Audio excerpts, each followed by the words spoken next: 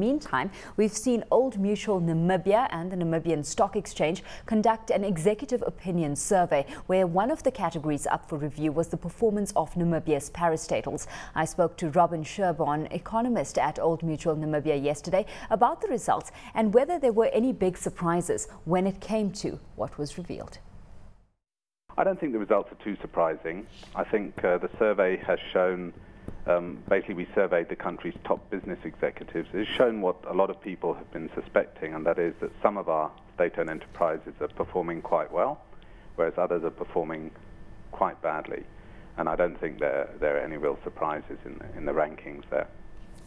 In fact, out of the 14 SOEs rated, only 6 received the business nod of approval. The key message that seems to have come out of this is that government needs to privatize state-owned enterprises in order to rake in any form of efficiency. Just how viable is this, and is there enough political will to actually go down this route?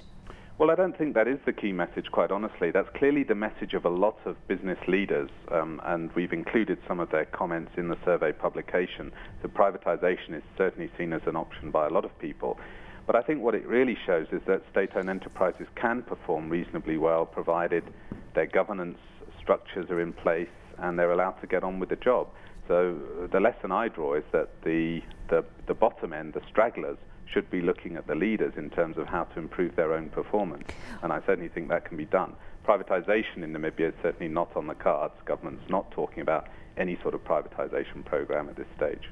Well, a survey called for the executives to actually make suggestions on how to improve these agencies. What were some of the other options that have cropped up and some of the ideas that have been thrown out there? Yeah.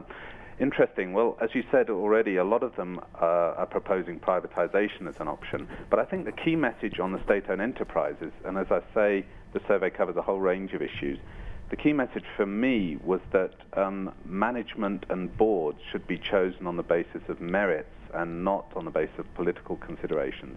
And then they should be allowed to get on and manage these companies in the best interests of, the shareholders and the company itself.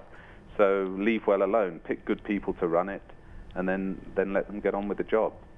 Well, by far the most common suggestion with that is that government should improve the corporate governance structures itself. Let's take a look at some of the strides that are being made in that regard and what kind of evolution we're seeing in terms of improved governance over in Namibia. Yeah. Well, this is an ongoing story, actually. Government in 2001 was clearly concerned enough about the performance of many state-owned enterprises to initiate a whole series of research initiatives, and it actually asked people for suggestions on how things could be improved. That's slowly been implemented over the years, so we have something now called the State-Owned Enterprise Governance Council, consisting of top ministers and the Prime Minister, who then vet the performance of state-owned enterprises and look at the quality of their boards and how much they're paying themselves and all these sorts of issues. And that's slowly starting to make a bit of a mark.